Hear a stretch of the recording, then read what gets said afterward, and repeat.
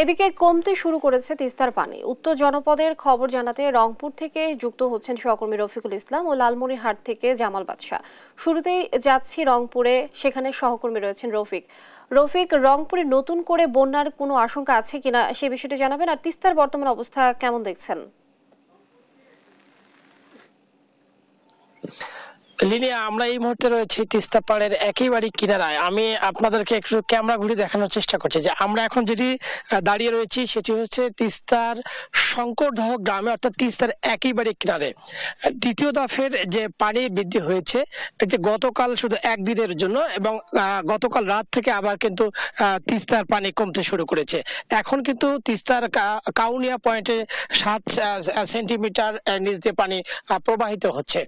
আমরা এখানকার যারা আছেন তাদের সঙ্গে কথা বলেছি, এবং এখানে এসেও আমরা যেমনটি দেখেছি মূলত তিস্তার যে একেবারে কিনারা অর্থাৎ চরাঞ্চল, সেই চরাঞ্চলগুলোতে কিন্তু পানি উঠেছিল এবং সেই পানি ধীরে ধীরে নেমেছে, তবে লোকালয়ে কিন্তু কোনো পানি প্রবেশ করেনি। এই যে তিস্তার দ্বিতীয় দফার পানি বৃদ্ধি, এই দ্বিতীয় দফার পানি বৃদ্ধির ফলে রংপুরের গঙ্গাচড়া এবং পীরগাছা, গাইবান্ধার সুন্দরগঞ্জের নিম্নাঞ্চল এবং চলাঞ্চলের কিছু মানুষজন পানিবন্দী হয়ে পড়েছেন, তবে সেই পানি ধীরে ধীরে কমতে শুরু করেছে। তবে এই কখনো পানি কমা আবার কখনো পানি বাড়া, এতে কিন্তু মানুষজনের মধ্যে আতঙ্ক ছড়িয়ে পড়ছে। এই পানি কেন্দ্রিক যে আতঙ্ক, সেই আতঙ্ক এখানকার যারা পানিবন্দী মানুষজন ছিলেন, নিম্নাঞ্চলের বা চলাঞ্চলের মানুষজন পানিবন্দী হয়ে রয়েছেন, তাদের সঙ্গে আমরা কথা বলেছি। তারা বলছেন যে এই যে হঠাৎ পানি উঠা এবং পানি নামা, তারা যে দুর্ভোগে রয়েছেন, এই দুর্ভোগে পড়ার কারণে যে তাদের যে সহায়তা দেওয়ার, বিশেষ করে খাদ্য সহায়তা, শুকনো খাবার, সেটি কিন্তু তারা পাচ্ছেন না।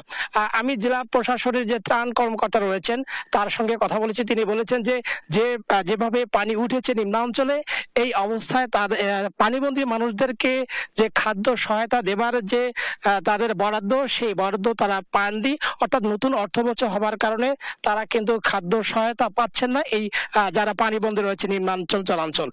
একই সঙ্গে আমি যদি বলি যে প্রথম দফার যে পানি বৃদ্ধি হয়েছিল চরাঞ্চল এবং নিম্নাঞ্চলে, এখানে রংপুর, গাইবান্ধা, কুড়িগ্রাম এবং লালমনিরহাট, এই 4 উপজেলায় 317 হেক্টর জমিতে ক্ষয়ক্ষতি হয়েছে। বিশেষ করে আমন বীজতলা, চীনা বাদাম, আউশ ধান, পাট এবং মরিচ সহ শাকসবজির ক্ষয়ক্ষতি হয়েছিল। এর মধ্যে রংপুরে 176 হেক্টর, গাইবান্ধায় 22.18 হেক্টর, কুড়িগ্রামে 268 এবং লালমনিরহাটে 24.9 হেক্টর জমির ক্ষয়ক্ষতি হয়েছিল।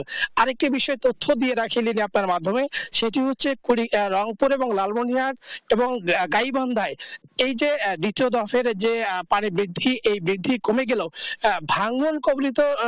ভাঙনের মুখে পড়েছে পার্শ্ববর্তী জেলা কুড়িগ্রামে। সেখানে কিন্তু ভয়াবহ ভাঙনের আকার ধারণ করছে। ইতিমধ্যে শতাধিক বাড়িঘর নদীগর্ভে বিলীন হয়েছে। বিশেষ করে কুড়িগ্রামের চর ভুরুঙ্গাবাড়ি, চর বলদিয়া, কুড়িগ্রামের ভুরুঙ্গাবাড়ির উত্তর জেলায় নাগেশ্বরী, রায়গঞ্জ, মুনিয়াতে, লেনিপার, কুড়িগ্রাম সদরের সারডোবরা, চিলমারি, নয়ারহাট, রাজারহাটের বিদ্যানন্দ সহ রাজীবপুরের বেশ কয়েকটি এলাকায় ব্যাপক ভাঙন দেখা দিয়েছে। তো স্থানীয় যারা এখানকার ভাঙন কবলিত মানুষজন রয়েছেন তারা বলছেন এই যে নদী ভাঙনে তারা সর্বস্ব হারিয়ে ফেলছেন, অর্থাৎ এই কোনো কিছুই তাদের রক্ষা হচ্ছে না, না ফসলি জমি, না তাদের বসত বাড়ি।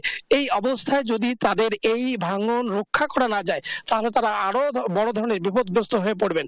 এজন্য তারা এই ভাঙন ঠেকানোর জন্য জোর দাবি তুলেছেন পানি উন্নয়ন বোর্ডের কাছে। তবে যদিও পানি উন্নয়ন বোর্ড বলছে যে নতুন অর্থ বছর, তাছাড়া আপদকালীন যে বরাদ্দ, সেই বরাদ্দ দিয়ে তারা প্রাথমিকভাবে কাজ করছেন, কিন্তু টেকসই যে কাজ, সেই কাজ তারা করতে পারছেন না, তাদের কাছে কোনো বরাদ্দ নেই। তো এই যে পানি বৃদ্ধি, একবার পানি বাড়ছে, একবার পানি কমছে, এই যে মানুষের দুর্ভোগ, এই দুর্ভোগের সঙ্গে যারা ক্ষতিগ্রস্ত হচ্ছেন, অর্থাৎ আমন আবাদে ক্ষতিগ্রস্ত হচ্ছেন, বিস্তরা ক্ষতিগ্রস্ত হচ্ছে, এই কৃষকদের পাশে যেন বা এখানকার যারা কৃষি বিভাগ রয়েছে, সরকার রয়েছে, তাদের পাশে দাঁড়ায়, এমনটা কিন্তু তারা দাবি তুলেছেন। তো আমরা এখন যেতে চাই পাশের জেলা লালমনিরহাটে, সেখানে আমাদের আরেক সহকর্মী জামাল বাদশাহ রয়েছে, তিনি জানাবেন সেখানকার পরিস্থিতি। জামাল, কি খবর আছে আপনার কাছে?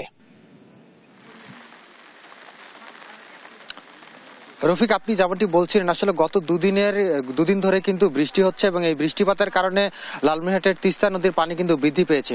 আসলে এ নিয়ে কিন্তু গত 20 দিনে 4 বার তিস্তার পানি বৃদ্ধি পেলে এবং হ্রাস পেলে, এবং গত দুদিনের বৃষ্টির পানির ফলে যে তিস্তার পানি বৃদ্ধি পেয়েছিল সেটিও কিন্তু গতকাল বিকাল থেকে আবার কমতে শুরু করেছে। তিস্তার পানি যে হঠাৎ হ্রাস এবং বৃদ্ধির কারণে কিন্তু তিস্তা নদী তীরবর্তী যে এলাকাগুলো রয়েছে সেই এলাকাগুলোতে কিছুটা আতঙ্ক বিরাজ করছে।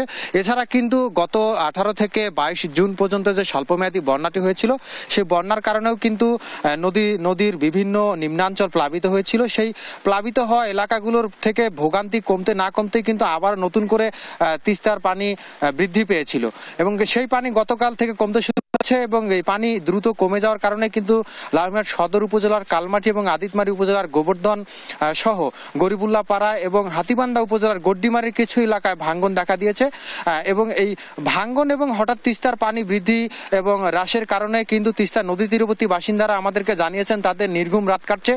কারণ হঠাৎ এই তিস্তার পানি বৃদ্ধি এবং হ্রাসের কারণে নদী ভাঙ্গন এবং স্বল্পমেয়াদী বন্যার যে ভোগান্তি এটি কিন্তু বলা যায় দীর্ঘমেয়াদী হওয়ার শঙ্কা রয়েছে। এছাড়া তিস্তার যে অল্প পানিতেই এই স্বল্পমেয়াদী বন্যা বা ভোগান্তি এবং নদী ভাঙ্গনের শিকার হতে হচ্ছে, এর জন্য কিন্তু এই তিস্তার পানি ধারণ ক্ষমতা কমে আসাকে দায়ী করছেন। আমি যদি একটু তথ্য জানিয়ে রাখি, পানি উন্নয়ন বোর্ড আমাদেরকে যেমনটি জানিয়েছেন, আসলে তিস্তার পানি ধারণ ক্ষমতা কিন্তু গত কয়েক বছরের তুলনায় এই বছর অনেকটাই কমে এসেছে। কারণ হিসেবে পানি উন্নয়ন বোর্ড দাবি করছে যে গত বছর ভারতের যে সিকিমের বাঁধ ভেঙে তিস্তার পানির সাথে পলি ভেসে এসে তিস্তার গর্ভ ভরে উঠেছে, এ কারণেই কিন্তু তিস্তার পানি ধারণ ক্ষমতা অনেকটাই কমে এসেছে। এর ফলেই অল্প পানিতেই কিন্তু পানি নিম্নাঞ্চলে প্রবেশ করছে এবং প্লাবিত হওয়ার ঘটনা এবং অল্প পানিতেই আবার দ্রুত নেমে যাওয়ার কারণে নদী ভাঙ্গনের দেখা দিচ্ছে। আমি নদী তীরবর্তী বাসিন্দাদের সাথে কথা বলেছি, তারা আমাদেরকে যেটি জানিয়েছেন, তাদের যেটি দাবি যে আসলে তিস্তার যে অল্প পানিতে প্লাবিত এবং নানা ধরনের ভোগান্তি সৃষ্টি হচ্ছে, এ থেকে পরিত্রাণের স্থায়ী সমাধান হিসেবে কিন্তু সরকারের দেওয়া যে তিস্তা মহাপরিকল্পনা বাস্তবায়ন করার কথা ছিল সেটি কিন্তু এ পর্যন্ত আলোর মুখ দেখেনি। এটি যাতে দ্রুত বাস্তবায়ন করা হয় সেজন্য কিন্তু কার্যকরী পদক্ষেপ আসলে গ্রহণ করা উচিত বলে মনে করেন এবং এছাড়া দ্রুতই বাস্তবায়ন করার জন্য দাবি জানিয়েছেন তারা। আরেকটি বিষয় জানিয়ে রাখছি যে লালমনিরহাটের যে তিস্তা নদী তীরবর্তী এলাকাগুলো রয়েছে সেই এলাকাগুলোতে প্লাবিত যে গত 18 থেকে 22 জুন পর্যন্ত যে হয়েছিল এবং এরপরে আবারও দ্বিতীয় এবং তৃতীয় পর্যায়ে যে বন্যার আশঙ্কা রয়েছিল, সেই বন্যা প্লাবিত এলাকাগুলোতে কিন্তু এখন পর্যন্ত কোনো ধরনের সরকারি সহায়তাও কিন্তু তারা পায়নি। এছাড়া এই হঠাৎ পানি কমে যাওয়ার কারণে যারা মৎস্যজীবী মানুষ রয়েছেন তাদেরও কিন্তু জীবনমান অনেকটাই নিচের দিকে রয়েছে।